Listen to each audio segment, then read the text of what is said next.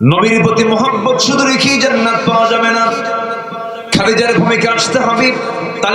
তালিবের ভূমিকায় গেলে জান্নাত পাওয়া যাবে না, খাদিজার ভূমিকা আসতে হবে। আম্মাজান খাদিজা মোহাব্বত করেছেন, আনুগত্য করেছেন। আর আবু তালেব নবীকে মোহাব্বত করতে পারলেও তিনি আনুগত্য করতে পারেন না। হেদায়েত কার হাতে? আসতে বললেন না, কার হাতে? আমার নবীজি যখন দেখতে পাচ্ছেন আপন চাচা আবু তালেব দুনিয়া থেকে বিদায় নিচ্ছেন, তার বাল্য জীবনের কথা মনে হয়ে গেল। জন্মের পূর্বেই বাপ দুনিয়া থেকে বিদায় নিয়েছেন, জন্মের পর 5 বছরে তার মা দুনিয়া থেকে বিদায় নিয়েছেন, জন্মের 8 বছরে তার দাদা দুনিয়া থেকে বিদায় নিয়েছেন।